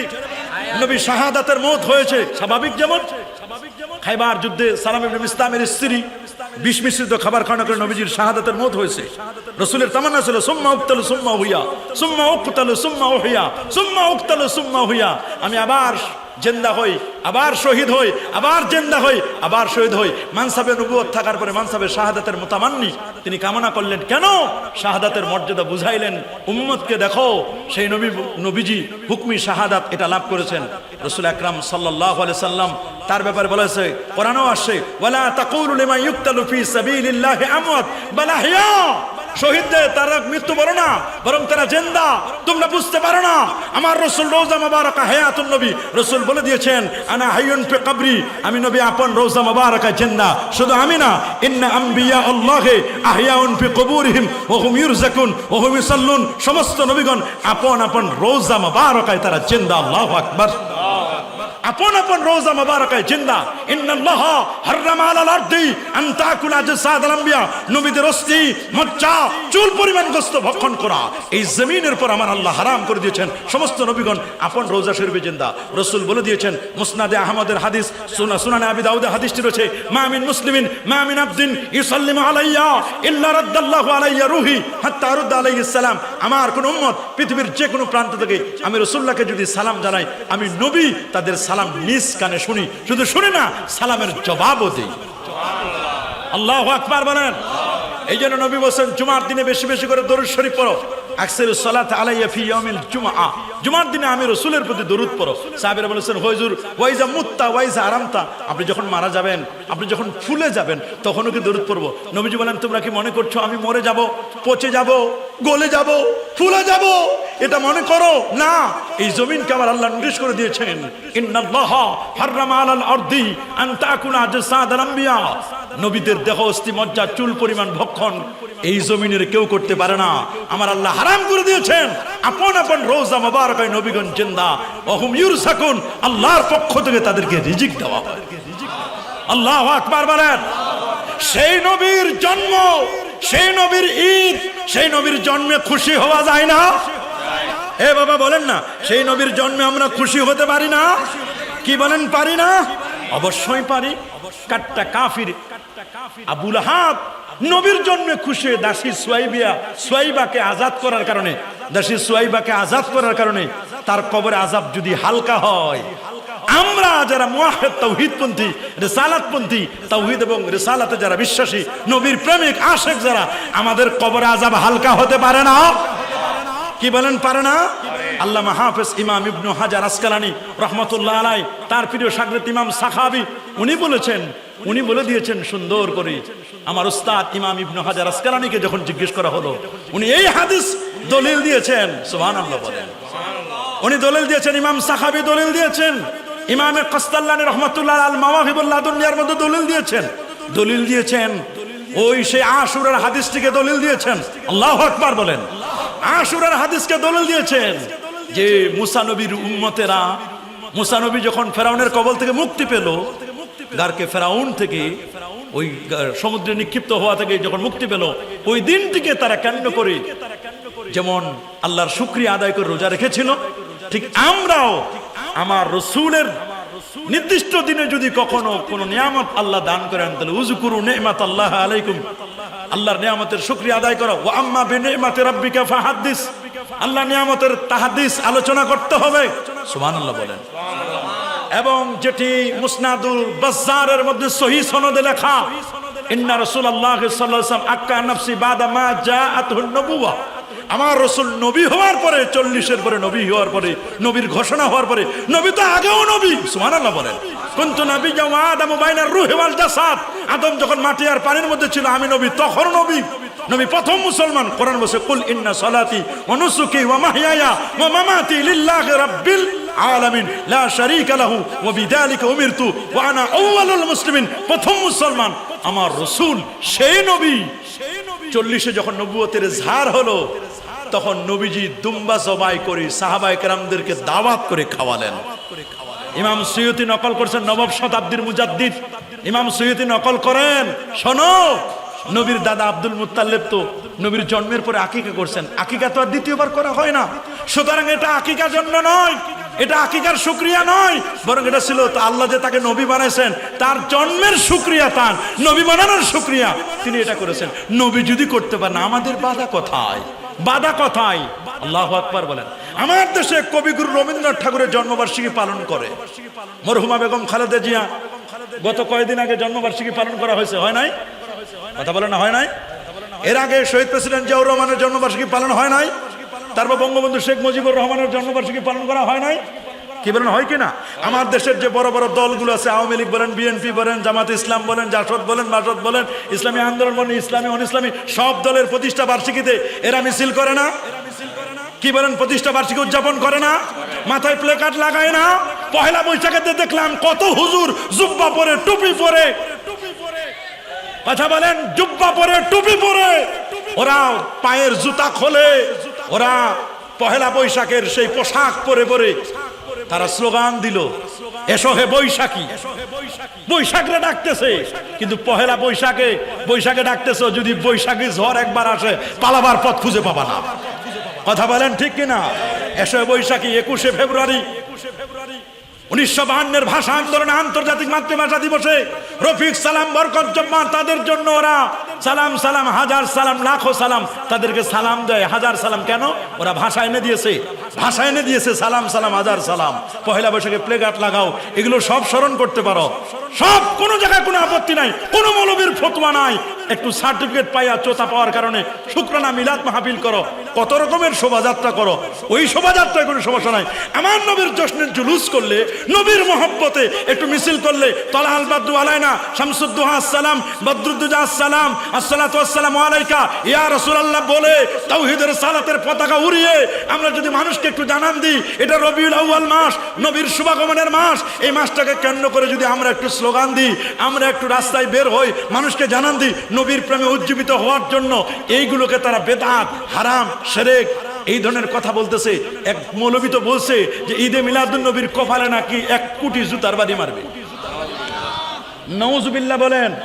যারা সারা বছরের একদিনও সিরাতুন নবী পালন করে না, মিলাদুন নবী আসলে মিলাদুন নবীর বিরুদ্ধে গিয়ে তারা সিরাতুন নবী পালন করে। শুনো নাও, মিলাদ না হলে কোনো সিরাতই নাই। আগে হলো মিলাদ, বলেন আগে হলো মিলাদ, তারপর হলো সিরাত। মিলাদ ডিমান্ড, রবিউল আউয়ালের ডিমান্ড, চাহিদা হলো মিলাদ, নবীর জন্ম বৃত্তান্ত আলোচনা করব। সিরাত, ঘুমাতে যাবেন সিরাত, খেতে যাবেন সিরাত, বাথরুমে প্রবেশ করবেন সিরাত। আদর্শ ঠিক কিনা বলেন? যেখানে যান, লাকাদ কানা লাকুম ফি রাসূলিল্লাহি উসওয়াতুন হাসানা ওয়া ইন্নাকা লাআলা খুলুকিন আযীম। নবী আমাদের জন্য উত্তম আদর্শ, নবীর চরিত্রের গ্যারান্টি দিয়েছেন আমার আল্লাহ নিজেই। কথায় তুমি সিরাত তো প্রতিটা মুহূর্তে, ডান কাঁধে ঘুমাতে হবে, ডান হাতে খেতে হবে, খাবার পেটটাকে 3টা ভাগে ভাগ করে 1 ভাগ খাবার, 1 ভাগ পানি, আর 1 ভাগ খালি রাখতে হবে। টুপি কেমন হবে, সবকিছু, পোশাক কেমন হবে, নামাজ কেমন হবে, এগুলো তো সিরাত। প্রত্যেকটি মুহূর্তে এমন একটি সেকেন্ড নাই, মিনিট নাই যেখানে আপনি সিরাতের বাইরে যেতে পারবেন। হাঁটার সময় কিভাবে হাঁটবেন, চলার সময় কিভাবে চলবেন, কথা বলার সময় কিভাবে কথা বলবেন, প্রত্যেকটিতে সিরাত আছে না নাই? জোরে বলেন। কিন্তু এরা ভাগ করে নিয়েছে, বলে 23 বছর, 40 বছর না। আমার আল্লাহ তো ভাগ করে নাই। আল্লাহ বলেন লাকাদ কানা লাকুম ফি রাসূলিল্লাহি উসওয়াতুন হাসানা। আল্লাহ তো 40 আলাদা করছেন, 23 আলাদা করছেন, 63 বছরকে 2টা ভাগে ভাগ করে নাই। ওরা কয় নবুয়তের আগে আর পরে। আরে কিসের নবুয়তের আগে আর পরে? আমার নবী তো আদম আর হাওয়া যখন মাটি পানির মধ্যে ছিল তখনও আমার নবী ছিলেন। তুমি কেন ভাগ করো? আল্লাহ তো কোরআনে বলেছেন লা আমরুকা ইন্নাহুম লাফি সাকরাতিহিম ইয়ামাহুন। আল্লাহ তো নবীর 63 বছরের একটা সেকেন্ডও বাদ দেয় নাই, পুরো বয়সের আল্লাহ কসম করেছেন। আল্লাহু আকবার বলেন। আর কেন কসম করবে না? নবীর বয়স যখন 4 বছর, হালিমাতুস সাদিয়ার কাছে যখন নবী যখন ছোটকালে তখন দুধ পান করছেন, 2 বছর বয়সে, তখন তো একটা ব্রেস্ট ফিডিং থেকে নবীজি দুধ পান করতেন না, একটা ব্রেস্ট থেকে। কেন রেখে দিতেন? বলে এটা তার দুধ ভাই আব্দুল্লাহ মাহরুম যেন না হয়, দুধ ভাইয়ের জন্য রেখে দিয়েছেন। পরের হক নবী নষ্ট করেন নাই। নবী তো ছোট কাল থেকে আরেকজনের হকের প্রতি দায়িত্বশীল ছিলেন। আল্লাহু আকবার বলেন।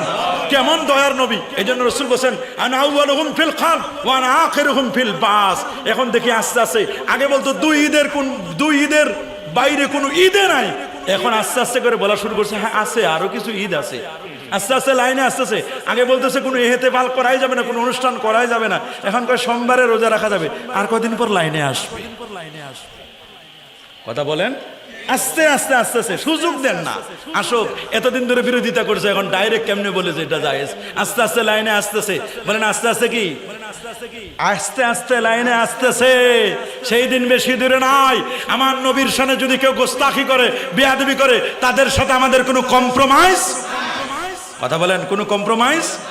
হ্যাঁ বাবা, তোমার ভালো নাও লাগতে পারে, সব জিনিসকে সবার ভালো লাগবে?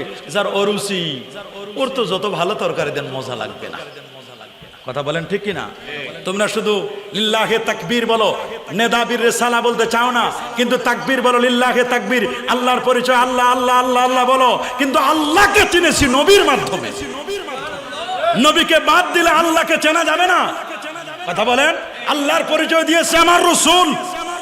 আমাকে বলেন, সময় শেষ হয়ে গেলে আমাকে বলতে হবে। হুজুর কি আসছে?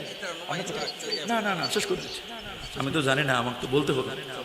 আমি তো একটা ধাসে কথা বলতেছি, অল্প সময় শেষ করে দিই। একজন আলেমকে বসায় রাখা আমি তো বুঝি নাই। যাই হোক, আমরা শেষ করে দিব ইনশাআল্লাহ। তাহলে আমার রসুলের মাধ্যমে আমরা আল্লাহর পরিচয় জেনেছি কিনা? আমার রসুলকে বাদ দিলে কি আল্লাহকে চেনা যাবে? বলেন, চেনা যাবে? আল্লাহকে চিনতে হলে, আল্লাহকে বুঝতে হলে, আল্লাহকে আল্লাহ দোস্ত আপনি আমার পরিচয় দেন। কুল হুয়াল্লাহু আহাদ আল্লাহুস সামাদ লাম ইয়ালিদ ওয়া লাম ইউলাদ। এটা আল্লাহর পরিচয় দিতে গেলে আগে নবীকে চিনতে হবে। সুবহানাল্লাহ। তাওহীদ হলো একটা বীজের মতো, রিসালাত এটা হলো মাটি, আর আবহাওয়া তো লাগবে। আবহাওয়া এনভায়রনমেন্ট যেটা লাগবে, এটা তো হলো আবহাওয়াটা হলো আদাবে মুস্তাফা, নবীর প্রতি আদব দেখাতে হবে। সুবহানাল্লাহ বলেন। সাহাবায়ে কেরামের কেমন আদব ছিল? আল্লাহু আকবার বলেন। সাহাবায়ে কেরামের আদব ছিল কেমন? হযরত আবু বকর সিদ্দিক রাদিয়াল্লাহু তাআলা নবীর সামনে যখন যেতেন, যেন জোরে কথা বলা না লাগে, মুখে পাথর দিয়ে দিতেন। সুবহানাল্লাহ, আল্লাহু আকবার বলেন। নবী এত জিজ্ঞেস করেন, এটা কোন শহর? বুখারীর বর্ণনা। সাহাবীরা জানেন যে এটা মক্কা শহর, তারপরে বলেন না। এটা কোন দিন জানে? এর আগের দিন 9 তারিখ আরাফা করে আসছে, আজকে 10 তারিখ জিলহজ, কুরবানির দিন। এটা জানে ইয়াউমুন নাহার। সাহাবীরা বলেন না। আল্লাহু আকবার বলেন। আর আল্লাহু আকবার। জিজ্ঞেস করেন এটা কোন মাস? সাহাবীরা জানেন না জিলহজ মাসে হজ হয়, জানেন, তারপরে বলেন না। এই হাদিস যখন সাহাবীরা তাবিদের কাছে বর্ণনা করলো, তাবিঈরা জিজ্ঞেস করেন সাহাবীদেরকে, আপনারা কি জানতেন না এটা জিলহজ মাস? বলে জানতাম। আপনারা কি জানতেন না এটা মক্কা শহর? এই শহরে আপনারা বাস করেন, জানতেন না? বলে হ্যাঁ জানতাম। আপনারা কি জানেন না আজকে কুরবানির দিন? বলে হ্যাঁ সব জানতাম। কিন্তু আমাদের জানাটা তো জানা সঠিক নয়। আমরা যদি বলি এটা জিলহজ মাস, নবী যদি বলেন এটা মুহররম মাস, নবীর কথাই সত্য। আমরা যদি বলি এটা মক্কা শহর, নবী বলেন না এটা ইরাক, এটাই সত্য। আল্লাহু আকবার। সাহাবীদের কেমন আদব ছিল তাদের! সুবহানাল্লাহ, আল্লাহু আকবার বলেন। আর আমরা নবীর চেয়ে বেশি বুঝতে চাই, আল্লাহর চেয়ে আমরা বেশি বুঝতে চাই না। এটা করবেন না। তা আমরা মাযহাব মানবো কিনা? আমরা আহলে হক হতে চাই কি চাই না? নবীর শাফাআত চাই কি চাই না? শাফাআতে মুস্তাফা চাই না? নবীর মা বাবা ব্যাপারে আমরা কি বাজে মন্তব্য করব? না, আমরা কখনো বাজে মন্তব্য করব না। আমরা সিরাতে মুস্তাকিমের পথে চলবো না ইনশাআল্লাহ। মাযহাব মানবো, কোরআনে সব আছে। আমি যে একটা আয়াত পড়েছি, ফাসআলু আহলা যিকরি ইন কুনতুম লা তা'লামুন, যদি কোনো বিষয় তোমরা না জানো, অজানা বিষয়গুলো তোমরা জাননেওয়ালার কাছে জেনে নিবি। এটা কোরআনের নির্দেশ। আমরা অনেক কিছু জানি না, তা আমরা জানি যে কোরআনে সব আছে, ঠিক কিনা বলেন? কোরআনে সব আছে না? একজন হুজুর ওয়াজ করতেছে কোরআন মাজিদের সব আছে। মা ফাররাতনা ফিল কিতাবি মিন শাই ওয়া নাযালনা আলাইকাল কিতাবা তিবয়ানান লিকুল্লি শাই। সব যখন বললেন, একজন নোয়াখালীর শ্রোতা ছিল, উনি দাঁড়ায় গেছে, বলে হুজুর কোরআন মাজিদের সব আছে, এটা আপনি বললেন, বলেন দেখি পাঙ্গাস মাছের কেজি কত টাকা কোরআনে কোথায় আছে? আপনি তো বললেন কোরআনে সব আছে, আজকে পাঙ্গাস মাছের কেজি কত টাকা কোরআনের কোন জায়গায় আছে? আলু কত কেজি কোরআনে কোন জায়গায় আছে? খাসির গোস্ত কত, পটল কত, করলা কেজি কত, এটা কোন জায়গা আছে বলেন দেখি? হুজুর পড়ছে বড় বিপদে, কি বলবে হুজুরি? তা আল্লাহর কি মেহেরবানি, হুজুরে আল্লাহ তাআলা মেধা খোলাই দিয়েছেন, শরহে সদর হয়ে গেছে। বলে ঠিক আছে বসো। উনি মোবাইলটা নিয়ে কাউরান বাজারে ফোন করছে, ঢাকার ব্যবসায়ী কমিটির সেক্রেটারি ফোন করছে, ভাই আজকে পাঙ্গাস কত কেজি? বলে 142 টাকা। দেশি মুরগি এত টাকা, 650। অমুক করল্লা 70 টাকা, আলু 22 টাকা, এরকম করে 35 টাকা, 20 টাকা সবগুলো বললেন। বলার পরে বলে ভাই নেন, আপনি কোনটা কোনটা জানতে চান নেন, সব লিস্ট দিলেন, নেন এটা। বলে আপনি তো এটা কারণ বাজারে ফোন করে জেনে নিলেন। এইটাই আমার কোরআনে আল্লাহ বলে দিয়েছেন যে কোনো বিষয় যদি না জানো, তাহলে অজানা বিষয়গুলো জাননেওয়ালার কাছে জেনে নিবা। তা আপনি আমাকে বলছেন করল্লার কেজি কত, আমি জানি না, এটা জানা অজানা বিষয়টা আমি জেনে নিলাম, সমস্যা কথা? এটা তো আমার কোরআনেই আছে। আল্লাহু আকবার বলে। আরে আল্লাহু আকবার। তাহলে এই মাসালাগুলো আপনারা খেয়াল করবেন। আল্লাহ পাক রব্বুল আলামিন আমাদের সবাইকে কবুল করুন।